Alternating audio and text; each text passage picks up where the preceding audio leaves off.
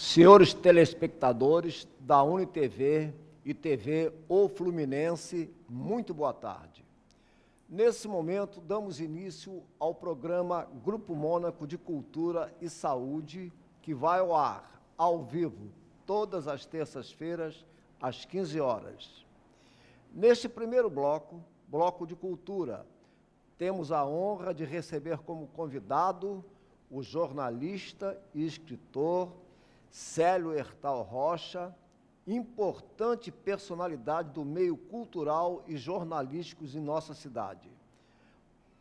Ele que estará no próximo dia 25, no Solar do Jambeiro, às 18 horas, lançando o seu livro, Jornalismo, Política e Outras Paragens.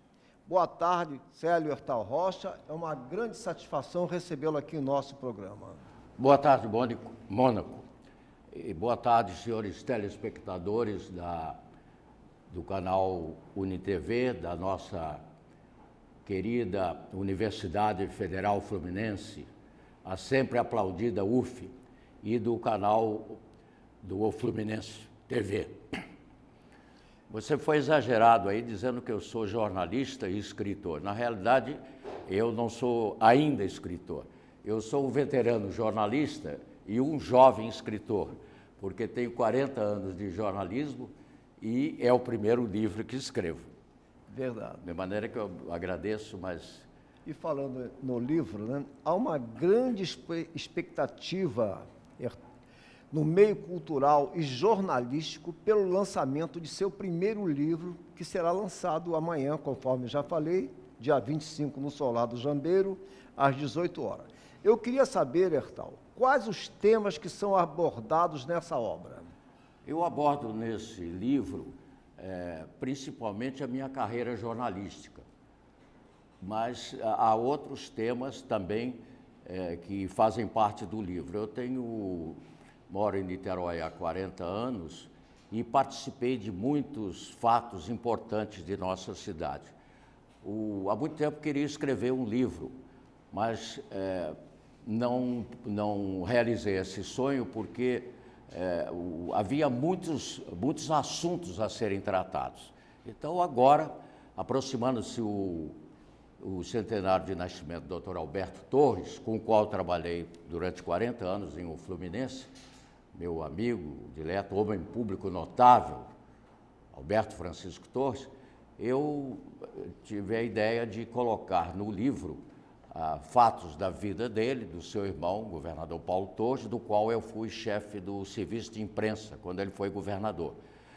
Apesar de, no livro, ser uma síntese dos acontecimentos, eu acho que dá ao leitor uma visão, assim, priorística dos acontecimentos importantes de Niterói nesses últimos anos. Perfeito. Aliás, falando sobre o seu lançamento do livro e sobre o jornal Fluminense, o nosso saudoso Dr. Alberto Francisco Torres, eu quero parabenizá-lo pelo belíssimo trabalho que foi realizado pelo jornal O Fluminense de hoje, que dedicou a capa do segundo caderno ao nosso querido Célio Hertal Rocha, né? E também, não só a capa, mas também a página central, onde focaliza um pouco da história de Célio Hertal e esse tão aguardado lançamento que ocorrerá no dia de amanhã no Solar do Jambeiro. Então, Hertal, eu quero felicitá-lo por esse belíssimo trabalho, pela brilhante divulgação no Jornal do Fluminense de hoje, dia 24 de setembro. Parabéns, Hertal. Eu queria saber, Hertal, como foi o início de sua carreira no jornal? Quando eu mudei para Niterói, em 1947, 48, eu queria ser jornalista. A primeira oportunidade que eu tive como jornalista foi com o Silvio Fonseca, que era meu professor de educação física no liceu. e era diretor de um semanário chamado Correio Fluminense. Disse ele que queria ser jornalista ele me convidou para escrever no jornal, foi o meu primeiro jornal, a minha primeira experiência. E, em seguida, eu conheci o doutor Alberto Torres, através do meu primo, que era deputado com ele na Assembleia, José Luiz Hertal, e o doutor Alberto, então, sabendo da minha vontade de ser jornalista, me encaminhou ao Fluminense. Ele tinha comprado o Fluminense há pouco tempo, me encaminhou, eu fui recebido pelo Emanuel Tavares, que era o chefe de redação. O cargo hoje tem o nome de editor-geral, naquela época era chefe da redação. E com o Emanuel eu tive a minha primeira experiência em jornal diário aqui em Niterói. Dali eu nunca mais saí do Fluminense. Esse início foi em que década foi? Foi mais ou menos, o doutor Alberto adquiriu o Fluminense em 54, eu fui para o Fluminense em 55. Foi logo depois. É logo depois. Eu sei porque eu estava terminando o curso de Direito nessa época e iniciei no Fluminense. Perfeito. Nós sabemos que esse programa é transmitido para a TV da Universidade Federal Fluminense, né? Eu queria saber, Hertal, o que você poderia nos falar sobre a atuação do Dr. Alberto na fundação da UF, na fundação da universidade?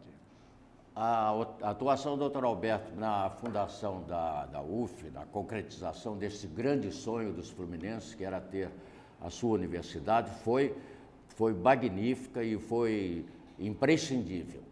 Era no governo Jânio Quadros, teve um governo, como todos sabem, renunciou inesperadamente ao governo. Ele convidou para ser ministro da Educação o nosso coestaduano Brígido Tinoco. E o Brígido Tinoco convidou o doutor Alberto para ser chefe de gabinete. O Brígido, que era um fluminense ilustre, homem da maior dignidade, juntamente com o doutor Alberto, tiveram essa feliz ideia de dotar o Estado do Rio de uma universidade, que nós não tínhamos universidade aqui, reunindo as faculdades que estavam aqui, todas particulares. Este sonho foi concretizado e, graças a Deus, porque logo no dia 24 de agosto de 1961, o Jânio teve aquela esdrúxula renúncia, que todos sabem, mas a concretização do sonho dos fluminenses de ter a sua universidade foi realizado, graças a Brígido Tinoco e Alberto Torres, e hoje é essa potência que é a Universidade Federal Fluminense, um orgulho para os fluminenses e para os brasileiros. É verdade. E eu tive também o privilégio de conhecer não só o nosso saudoso doutor Alberto Torres, né, como também o Brígido Tinoco, que esteve lá na livraria autografando a sua obra O Boi e o Padre, que é um livro de memórias. Hertal, você e doutor Alberto fizeram campanha política em parceria? Fizemos diversas campanhas. Nós pertencíamos ao mesmo partido, fundado em 1945, chamado UDN, União Democrática Nacional, para apoiar o brigadeiro Eduardo Gomes, depois da queda do governo Getúlio Vargas. E doutor Alberto foi candidato em 1947, na primeira Constituinte, ele participou da primeira Constituinte. Eu, nessa época, ainda era estudante, não participei. Depois acompanhei a carreira do doutor Alberto e o Zé Luiz, meu primo, que era deputado estadual, faleceu prematuramente. E eu, como primo dele e amigo, meus parentes, meus amigos indicaram então o meu nome para ser candidato a deputado estadual. E o doutor Alberto, nessa época, foi candidato a federal. Alberto Torres foi um dos parlamentares mais atuantes e que teve o maior número de mandatos. Ele foi deputado estadual por 6 mandatos e um por federal. Eu concorri em 1962, juntamente com o doutor Alberto, ele é deputado federal, infelizmente não se elegeu, e eu a deputado estadual, me colocando como terceiro suplente. E assumi a Assembleia em 1965, por 6 meses.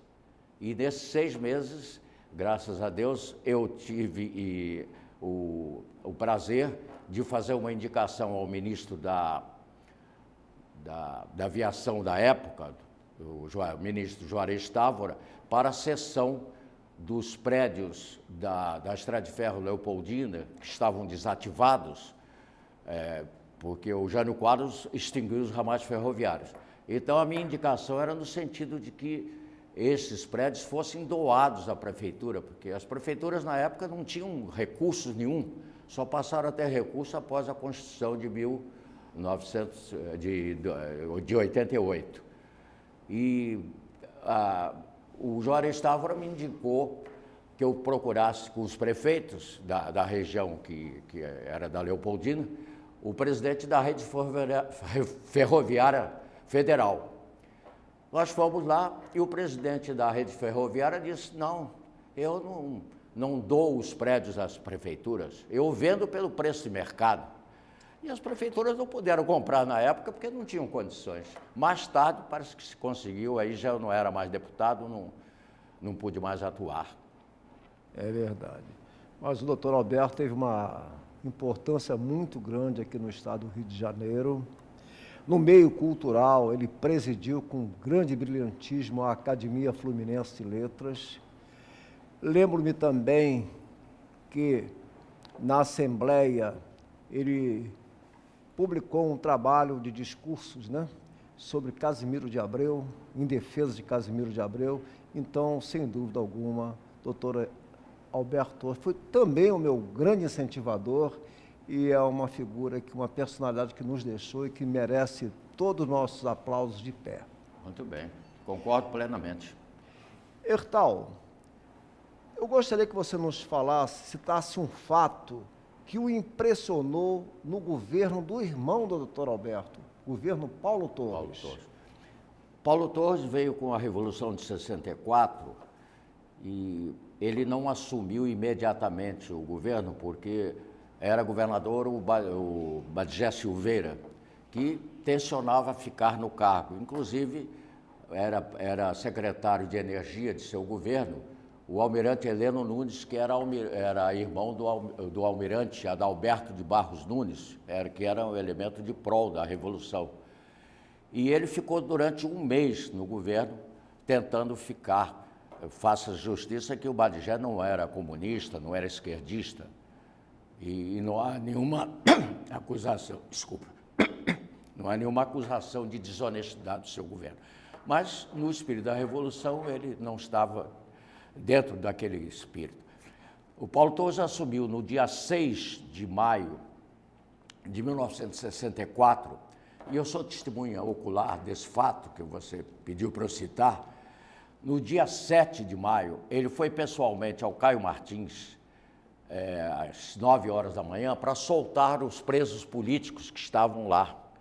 Porque durante os 35 dias que antecederam a assunção de Paulo Torres ao governo, era chefe da brigada o general Manuel Lisboa, cearense, e era secretário de Segurança o Campelo, coronel do Exército. E nessa época houve muitas pessoas presas, houve acusações falsas, etc. E essas pessoas foram confinadas no Caio Martins.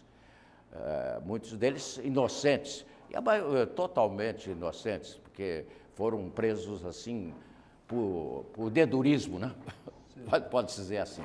E Paulo Torres teve um gesto de coragem e de justiça, e no bojo do movimento militar de 64, ele soltou todos os presos, não ficou um no Caio Martins. Pô, logo após ele assumiu... Foi no segundo dia, ele assumiu no dia 6, foi no dia 7. De maneira que é bom que agora está se falando que houve tortura aqui em Niterói, isso não houve tortura. Se houve, foi no período nos 35 dias antes, se houve alguma tortura, não sei. E você, no governo Paulo Torres, ocupou um cargo. Qual foi esse cargo que você ocupou? Eu fui chefe do serviço de imprensa, que hoje é secretário de Comunicação Social. As coisas vão mudando de nome, né? E fui diretor da Agência Fluminense de Informações, que era um órgão importantíssimo, porque nós tínhamos lá 98 funcionários Inclusive o Gentil da Costa Lima, que foi presidente do sindicato aqui, que foi nosso funcionário lá, zeloso funcionário, e nós preparávamos o noticiário e a parte fotográfica para enviar para os jornais. E os jornais publicavam esse noticiário, principalmente os jornais do interior, né? Publicavam, pode dizer graciosamente, todo o noticiário do governo. E a Agência Fluminense de Informações tinha também a parte de lidar com jornais na parte de publicidade, que é uma parte importantíssima, né? Mas, infelizmente, com o governo da fusão, a Agência Fluminense de Informações foi extinta. Foi um ato que não merece nenhum louvor, porque era um órgão que estava prestando serviço e os redatores, os cinegrafistas, os fotógrafos da agência foram dispersados para outros órgãos. Sim. No governo Faria Lima, ela foi extinta, infelizmente. Ertal, uma outra coisa, nós falamos muito no nosso querido, saudoso Alberto Torres. Eu queria saber de você como era a figura pessoal do Dr. Alberto Torres na sua visão. Dr. Alberto Torres era a simplicidade em pessoa. Ele não tinha a menor vaidade, era um homem simples. Também acho. Ele chegava na redação e no jornal, ele cumprimentava tanto o faxineiro como o mais alto redator. É verdade. Agora, a personalidade de Alberto Torres, o que mais me impressionava era o espírito de solidariedade.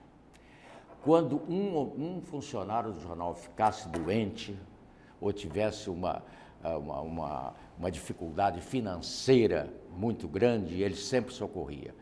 Eu me lembro que o Tácito Tani, meu querido Tácito Tani, né, casado com essa guerreira que se chama Silvia Tani, do jornal Santa Rosa, quando ficou doente, Alberto Torres ficou na cabeceira dele o tempo todo, né, prestando não só a solidariedade moral, mas também a solidariedade material. Então, esse é o aspecto que eu acho. O doutor Alberto, nas festas, ele não gostava de comparecer, mas na hora do sofrimento, na hora da dor, do amigo, do funcionário, ele estava presente. Estava presente, sim. Muitas vezes ele me prestigiou na livraria, em companhia do nosso também querido José Cândido Carvalho, autor do Coronel Lobisomem, né? E realmente foi uma figura que impressionou a todos nós. Grande orador, por muitas vezes o aplaudi, né? Era realmente uma figura brilhante. Ertal, queria saber se você pertence a alguma instituição cultural. Eu pertenço a duas instituições culturais. Em primeiro lugar, o Instituto Histórico e Geográfico da minha terra, que é Bom Jardim. Bom Jardim. E, em segundo, ao Instituto Histórico de Niterói. Né? De Bom Jardim, eu sempre zelo muito pelas raízes que a gente tem no lugar onde nasceu, né? É verdade. Eu nasci em Bom Jardim, vim para cá com 12 anos, sou bom-jardinense de nascimento e niteroiense de adoção, de cidadão também niteroiense. Eu tenho um belo trabalho sobre a história de Bom Jardim que muito me impressionou, de autoria de Luiz Ertal, uma obra rara que conta fatos interessantes daquele município que tão belo. Né? De Bom Jardim, o livro histórico é do meu tio, Manuel Ertal, que é tio também do Luiz Ertal, que é o editor do meu livro e é o diretor da NIT Press. Né? Falando de Ertal, há uma comemoração da família Ertal em Bom Jardim que está todo mês de setembro há uma reunião da família Ertal. Neste mês de setembro, nós agora no dia 28, sábado agora, né? Vamos realizar o 35º encontro para louvar os antepassados e confraternizar os membros atuais. Nós somos atualmente 6 mil pessoas aqui no estado do Rio e a família está na 6ª geração. Eu sou bisneto do alemão que veio para cá com 20 anos e foi para Friburgo em 1826 e casou-se com a colona suíça Catarina Vermelinger, da colônia, e que foi um dos pioneiros da fundação de Friburgo. Perfeito. Esta bela cidade serrana, cidade das flores também. Você falou também que é membro do Instituto Histórico e Geográfico de Niterói. hoje presidido pela professora Franci Darigo. Aliás, na próxima quinta-feira, teremos uma homenagem ao saudoso José Hinaldo Alves Alonso, que nos deixou recentemente, né?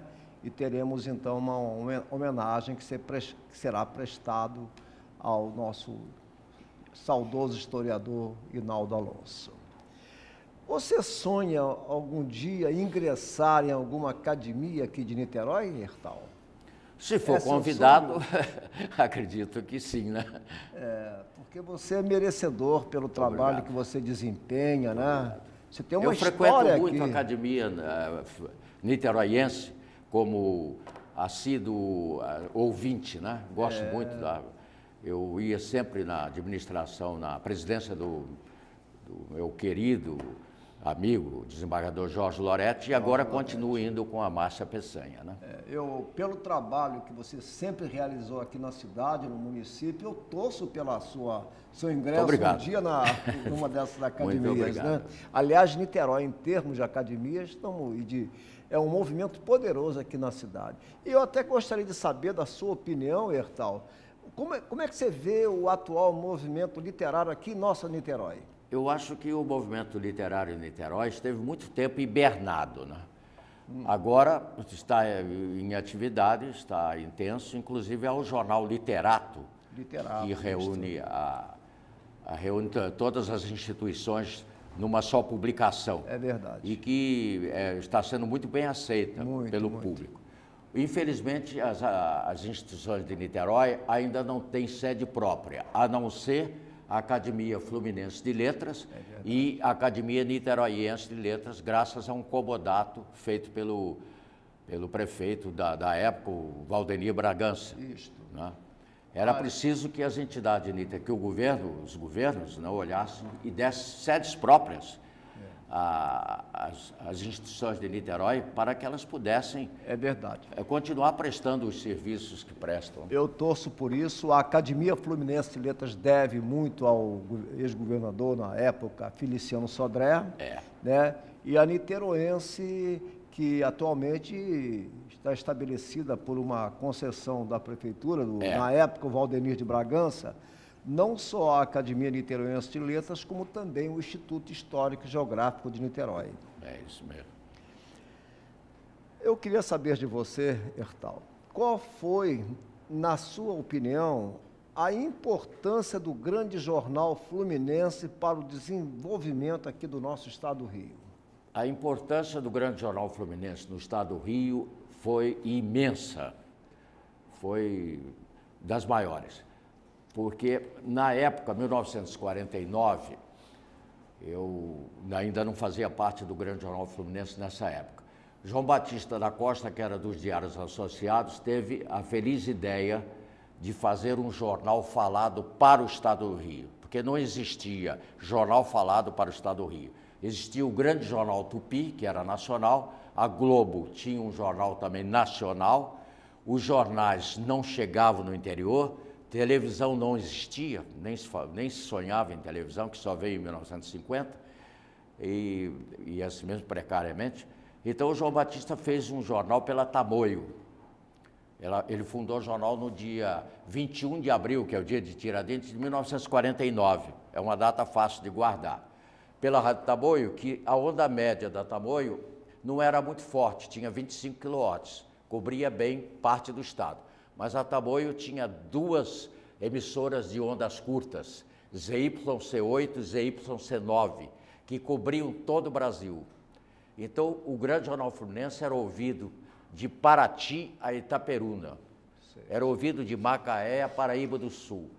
E como os jornais escritos não iam para o interior, não existia televisão, e os rádios só veiculavam notícias nacionais, praticamente, o Grande Jornal Fluminense dominou a coisa. Hertal, você foi um jornalista muito atuante, acompanhou de perto tudo que ocorreu aqui em nossa cidade. Eu queria saber de você quais foram os fatos dolorosos que você presenciou aqui em Niterói.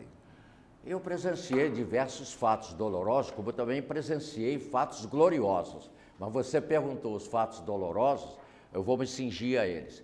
Eu cito dois fatos. O quebra-quebra das barcas e o incêndio do Gran Circo norte-americano. Eu não vou falar do Gran Circo porque no livro não houve espaço, porque só esse problema daria para talvez fazer outro livro. Mas o quebra-quebra nas barcas, eu faço tem um capítulo inteiro, inclusive com fotografias tiradas na época. Era 1959, o serviço era feito pelo grupo carreteiro das barcas e das lanchas. O serviço estava precário, né? As lanchas sem conforto, sem ventilação e as barcas sem horário. E não havia ainda a ponte. O povo que trabalhava no Rio, a população que trabalhava no Rio, só tinha as barcas para ser. No dia 22 de maio de 1950, houve uma greve dos funcionários, dos operários, reclamando pagamentos atrasados, e sob a alegação de que os carreteiros recebiam poupu das verbas federais. Não havia razão para deixar de pagar os funcionários. Eles fizeram greve, o povo foi se aglomerando e se revoltou e destruiu as estações, incendiou tudo. Foi uma tragédia em Niterói. O homem tem muita história para contar, é pena que nosso tempo já está... Hertal, as suas considerações finais. Eu quero dizer que foi uma satisfação estar presente aqui nesse programa, patrocinado pela UF, e cuja transmissão é no canal da UF, do Fluminense, e espero em outra oportunidade estar aqui presente, porque tenho muita coisa para contar ainda do Estado do Rio, que não conteve nesse livro. É verdade. Muito obrigado, boa tarde. Bom, então todos estão convidados para dia 25, na próxima quarta-feira, às 18 horas, no Solar do Jambeiro, a Rua Presidente Domiciano, 195, no Ingá, participar do lançamento do livro Jornalismo, Política e Outras Paragens, do nosso querido Célio Hertal Rocha. O livro foi editado pela NIT Press. Então, dia 25, às 18 horas, no Solar do Jambeiro, para aplaudirmos o nosso Célio Hertal. Despeço-me agradecendo a presença do escritor e jornalista Célio Hertal Rocha em nosso programa e também aos nossos queridos telespectadores. O segundo bloco, o bloco de saúde, terá o comando da psicóloga, acadêmica e queridíssima Elizabeth do Vale. Muito obrigado a todos e até a próxima.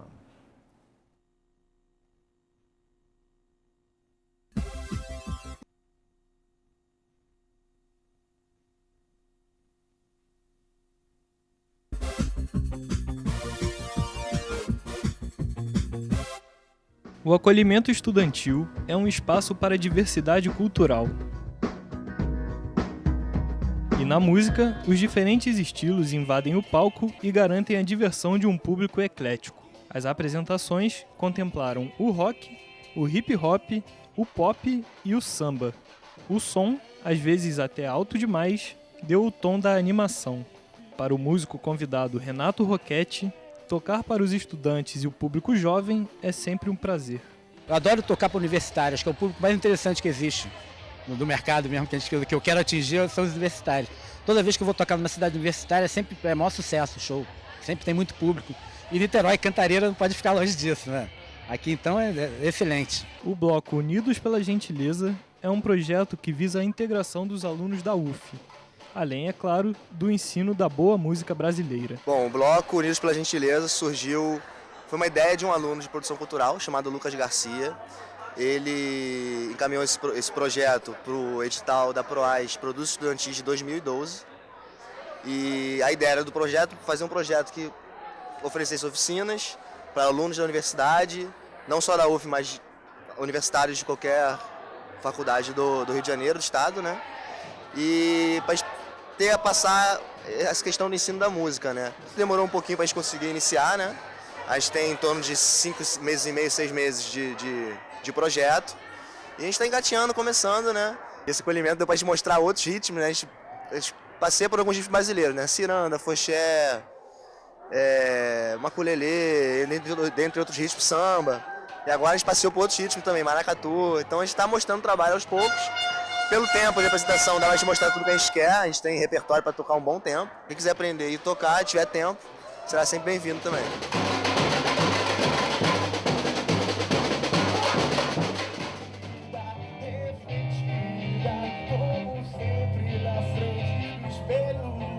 Sem saber o que tem pra amanhã, para agora ou depois.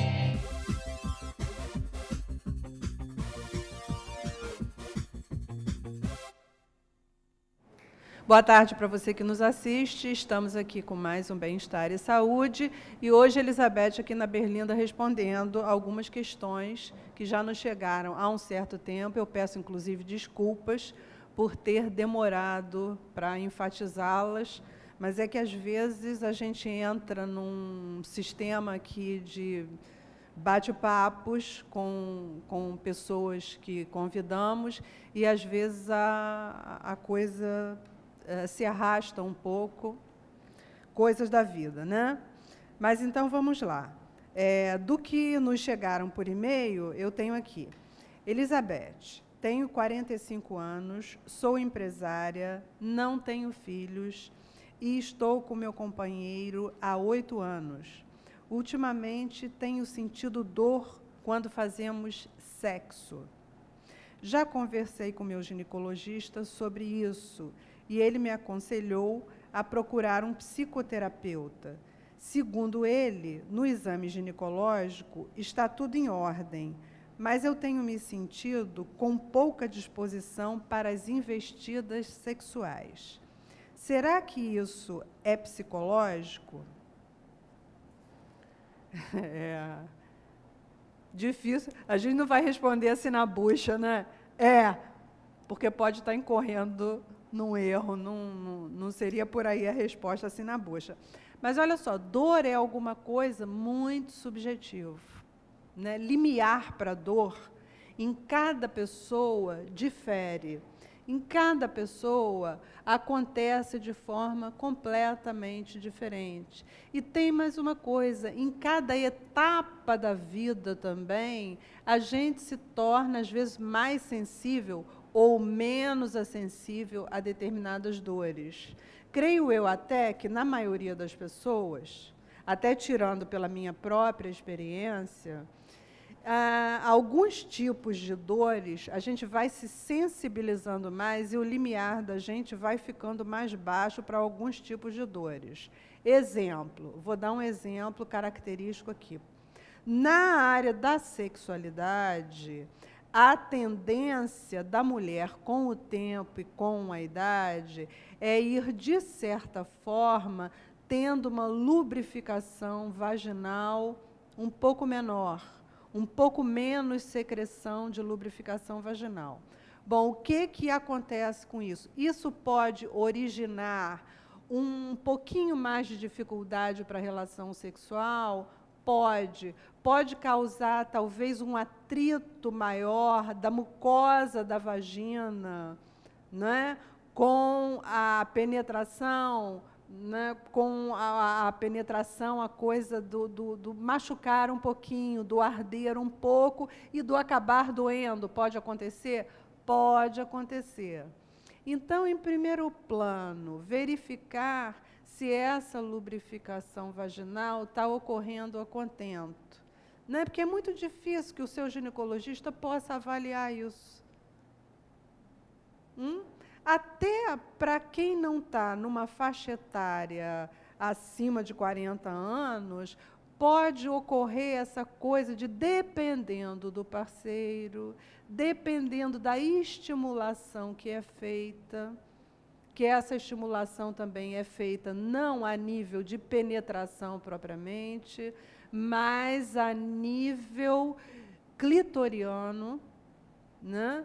Então, dependendo dessa estimulação, que na realidade os homens, de certa forma, custam um pouco, às vezes, a compreender a necessidade disso para a mulher, já que o órgão sexual do homem, ele tem pele por fora, a pele como a gente tem a pele aqui protegendo o corpo. E a mulher, na genitália, ela tem mucosa lá dentro. E a mucosa é muito mais sensível, né, a qualquer fissura, a qualquer machucadinho, né, ao próprio atrito. Né? O pênis do homem, ele já não é tão sensível, porque ele é recoberto pela pele, né? Como a pele de fora do corpo, não é tão sensível assim. Agora, a vagina é como a mucosa, por exemplo, a mucosa da boca internamente. Né? Uma afta deixa a gente quase louco. Incomoda, arde, dói. Né? Então, veja bem como a vagina, normalmente, ela tem muito mais sensibilidade. Agora, me parece que o seu médico está querendo dizer é que, do ponto de vista clínico, do ponto de vista de alguma patologia genital que justifique a dor, não existe nada que possa estar justificando essa dor, principalmente na penetração, na relação sexual em si. Quer dizer, provavelmente ele deve ter feito um exame local, deve ter visto que essa mucosa está íntegra, não tem ferimento, não tem irritação, não tem uma inflamação. Seus exames ginecológicos devem estar em dia e, portanto, ele está dizendo com essa segurança maior e talvez por te conhecer melhor, ele está dando essa perspectiva. Quer dizer, será que tem alguma coisa aí da área emocional que possa estar entrando nessa relação como um todo, de maneira geral, e está provavelmente fazendo essa diferença na hora da relação? Então, é uma coisa que pode ser verificada também, né? Não custa nada procurar alguém para bater um papo, para conversar mais profundamente sobre isso, para você poder fazer uma avaliação interna, até emocionalmente, sim, de a quantas anda essa relação a dois, porque isso tudo poderia interferir, sim, de alguma forma, nesse relacionamento como um todo. Então, é um indicador interessante de ser verificado? É, sim, é um indicador interessante de ser verificado. Eu não jogaria isso para escanteio, mas aproveitaria essa dica e checaria, sim, a questão emocional, como é que anda. Porque a questão emocional influi muito nas relações como um todo. Não só na relação de par, mas nas relações e na vida da gente de maneira geral. Tá? Então, eu acho que é legal de fazer isso. É bem-vindo fazer esse rastreamento. Tá? Bom, numa segunda questão, Elizabeth, tenho 38 anos, sou casada, tenho 2 filhos, um menino de 11 anos e uma menina de 6. Sou professora de música e dou aula para um grupo de jovens. E há pouco tempo, em bate-papo com eles, nos questionamentos a respeito de sexualidade, um deles indagou sobre o que seria o ponto G. Confesso que eu me senti pouco apta para tirar dúvidas desse tipo. O fato é que existe um mistério em torno desse tema. Afinal, existe ponto G? Não existe? Onde fica? Olha, há algum tempo eu já falei aqui sobre isso. Eu me recordo que eu já enfatizei alguma coisa sobre esse assunto.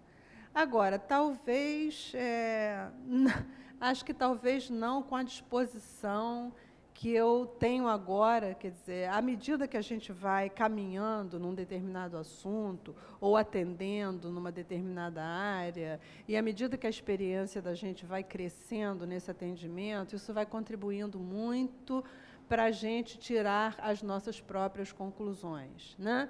E à medida que a gente vai avançando em idade também, isso tudo contribui para que a gente fale com maior segurança, para que a gente tenha convicções a respeito de determinados assuntos e a respeito daquilo que a gente está colocando. E hoje eu falo com uma convicção bem maior do que há alguns anos passados, onde eu já trazia sempre dúvida a respeito da questão do ponto G. Né? Quer dizer, para mim, essa questão do ponto G é uma questão aí que talvez tenha partido de um marketing para venda de livro, para, né, deixar o assunto de maneira quente, né, ali para ser abordado de alguma maneira. Enfim, tem um marketing aí em volta disso, e o que a gente percebe, né, no dia a dia e no atendimento que a gente faz, né, e eu não faço isso de ontem nem de anteontem, mas já há anos, e o que a gente percebe é que essa coisa do ponto G é igual aquele negócio de acreditar em Papai Noel. Né? Chega a uma certa altura da vida que não dá mais para acreditar em Papai Noel, certo? Então, olha só, na minha perspectiva, na minha ótica, por tudo que eu vi até agora, e por toda a minha experiência como mulher, sexualmente falando, é de que, olha, não existe ponto G coisíssima nenhuma. A estimulação e o prazer da mulher, né, ao contrário também do que, de certa forma, foi visto pela psicanálise durante um tempo, como até uma alteração, ou vamos dizer, uma disfunção na mulher, né, que naquela época Freud, de certa forma, viu como se o orgasmo clitoriano fosse algo que podia estar evidenciando uma patologia emocional também. Não é nada disso. O que acontece é que o orgasmo feminino ele é disparado mesmo pela estimulação clitoriana. É muito difícil que a mulher tenha orgasmo com penetração.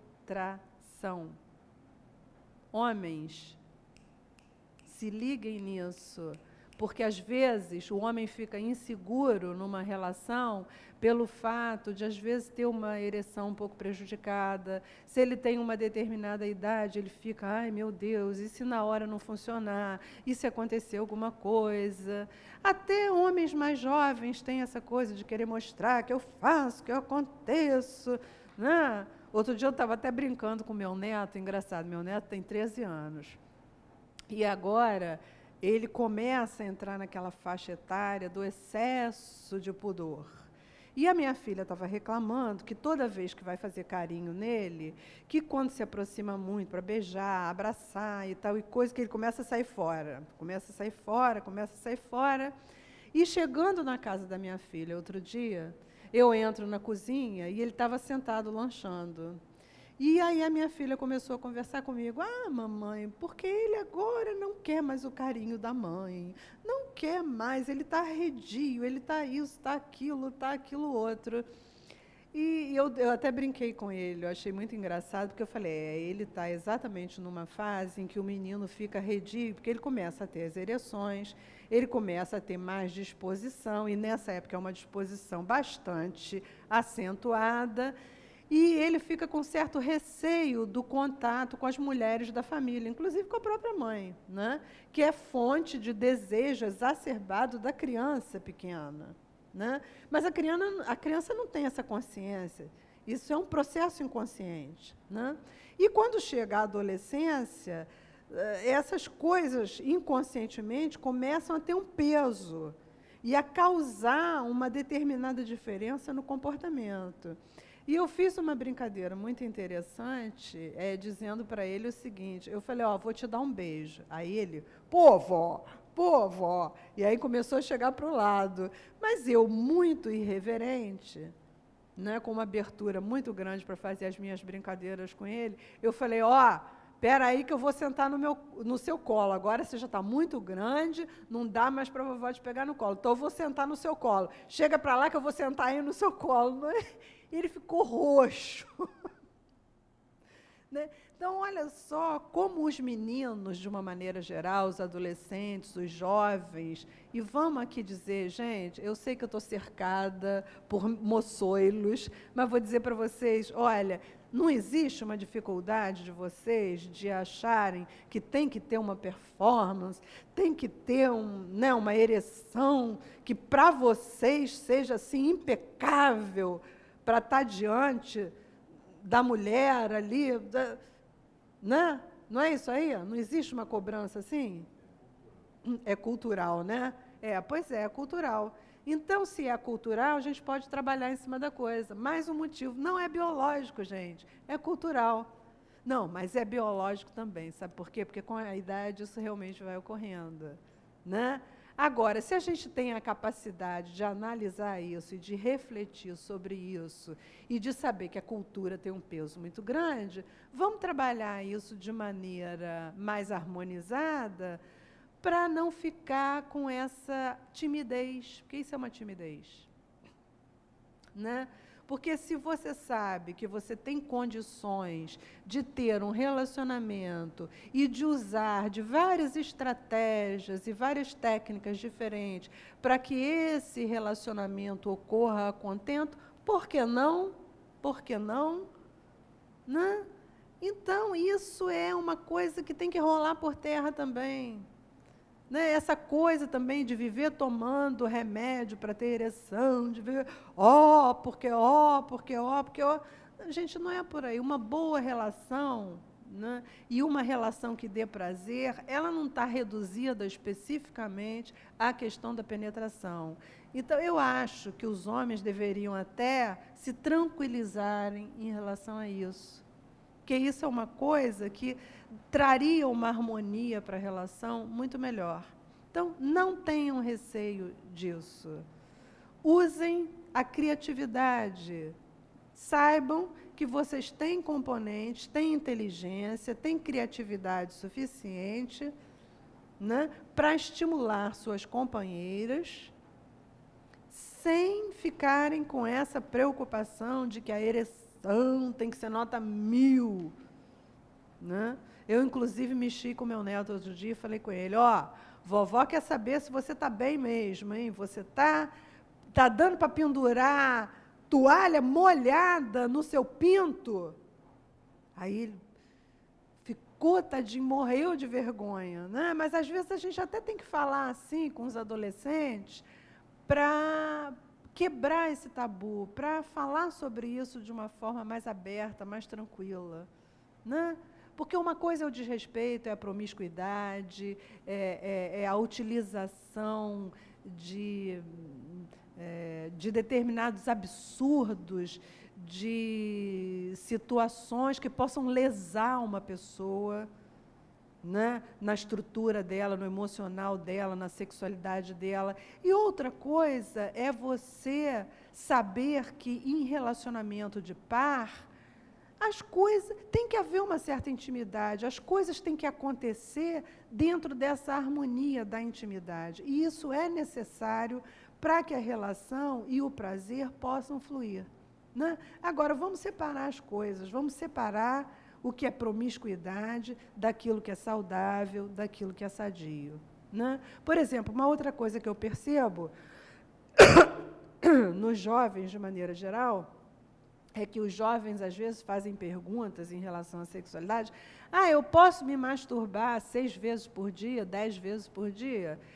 E quando eu vejo as respostas, eu digo assim, meu Deus do céu, não, você pode se masturbar até 500 vezes por dia, 20 vezes por dia, que isso não tem problema nenhum. Olha, mas uma pessoa que passa um dia, né, tentando ficar só na masturbação, alguma coisa está errada, gente, até para um adolescente. Espera aí. Vamos ter um limite para as coisas, não é por aí. Né? Então, quer dizer, falar de sexualidade, tendo uma certa abertura para falar e até uma certa intimidade para poder tocar nesses assuntos, é interessante, é legal, é coisa... Agora, dizer isso para um adolescente, para um jovem, você se masturba 10 vezes por dia, que não tem problema nenhum. Não, espera aí, alguma coisa aí tem que... Né? Então, as coisas elas são feitas com harmonia. É óbvio que o jovem, que o adolescente, tem uma disposição maior, mas, peraí, tudo tem seu meio termo, tudo, né? Os extremos, eles são patológicos, eles não são harmônicos. Uma participação de alguém que assistiu uma das nossas programações, que nos chega e que nos deixa até muito satisfeitos. Outras manifestações desse tipo nos chegaram e nós ficamos até satisfeitos pela utilidade da coisa quando foi levada ao ar. Então, eu vou dizer aqui o que é, vou informar o assunto que foi. Elizabeth, sou morador da região oceânica e assisti o seu programa quando você falou sobre a precariedade do atendimento emergencial da Ampla. Fiquei satisfeito de saber que você se sensibilizou e levou para o ar com muita clareza a questão. Sou engenheiro, já estou aposentado,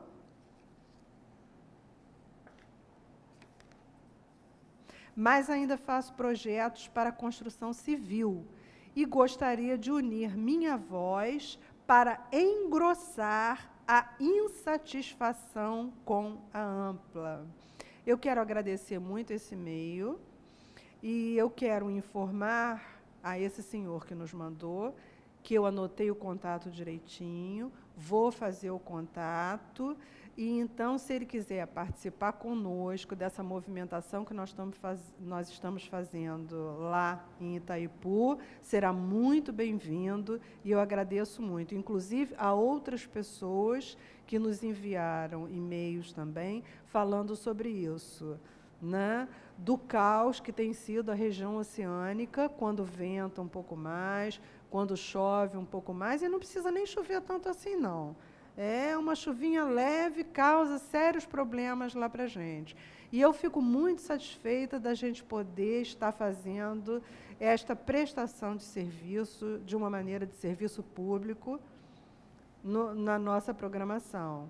Então, isso me dá um estímulo também grande em relação aos moradores de Niterói, e especificamente da região oceânica, que calculo eu sejam as pessoas assim muito afetadas por essa situação dos atendimentos emergenciais da Ampla, porque moram em casas, né? E uma casa, quando fica sem luz, o transtorno é extremamente grande, porque você tem o lado de fora da casa também. Então, é diferente de quem mora em apartamento, né? Muito embora, é lógico que num prédio, se não tem luz, você tem que subir pela escada, dependendo do andar que você mora, é também um transtorno enorme.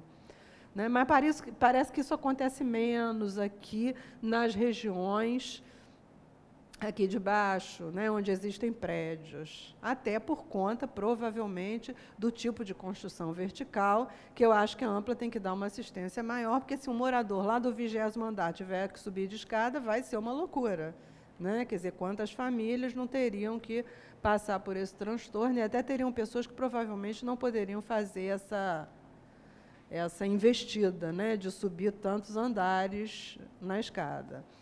Então, a gente pediria, mais uma vez, à Ampla que olhasse com carinho as nossas reivindicações, porque realmente a região oceânica está bastante complicada.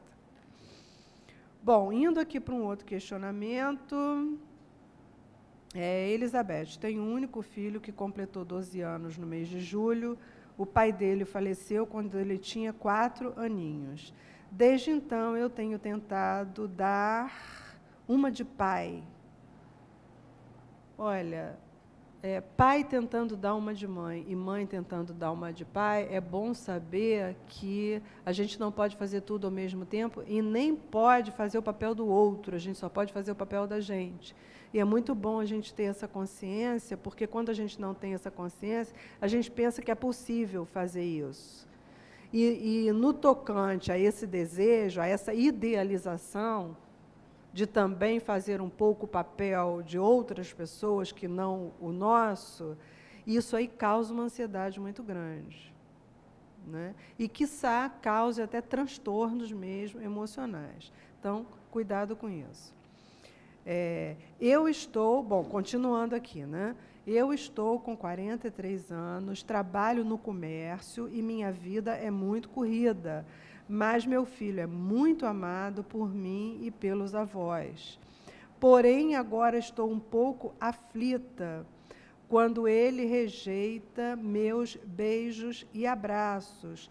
Parece que ele fica com vergonha de receber e de fazer carinho. Como eu devo lidar com isso? Ele sempre foi tão amoroso e agora está se distanciando. Eu estou muito preocupada, estou insegura de como agir com ele. Não é por aí, né? Quer dizer, ele pode estar exatamente entrando nesse período, que é um período em que o adolescente, o jovem, ele fica um pouco refratário às carícias das pessoas que estão mais próximas, inclusive a mãe, né? De uma maneira geral isso. Como eu falei aqui no meu neto há pouco, né? Até abordei isso, da dificuldade que agora a gente está tendo de chegar perto dele, que ele diz logo, ih, vó, não.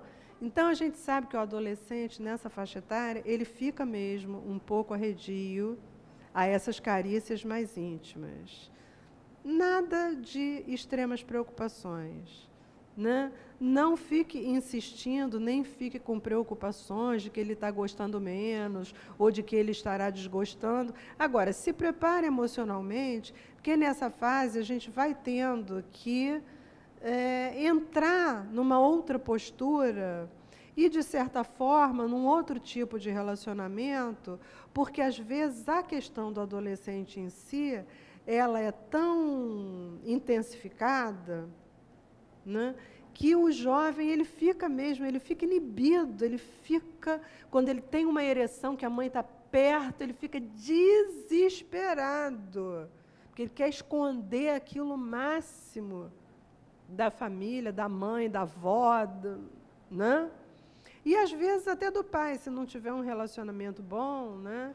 Se não for um pai muito confiável, quer dizer, ele, na realidade, até foge um pouco dos familiares em virtude disso.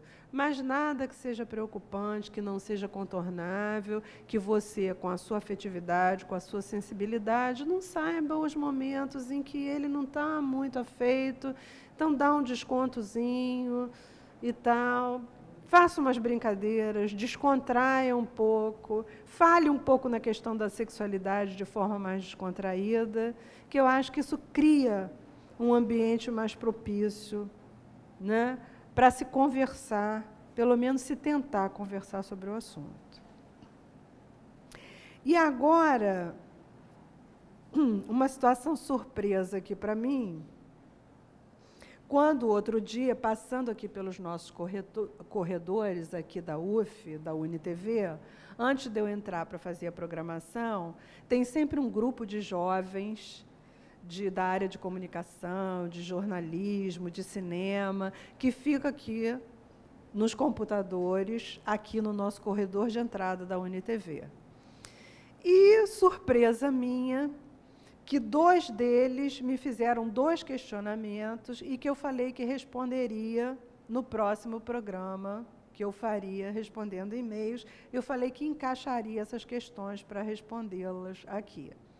E uma delas é o seguinte: sou estudante de cinema pela UF e gostaria que você pudesse abordar se os atores, quando atuam em cenas de amor ou eróticas, se eles não se envolvem mesmo e até quanto não há esse tipo de envolvimento.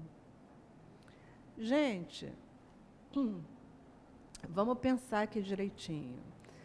Qualquer um de nós, em qualquer situação, na aproximação com uma outra pessoa, está sempre correndo o risco de se envolver de alguma forma, ou não.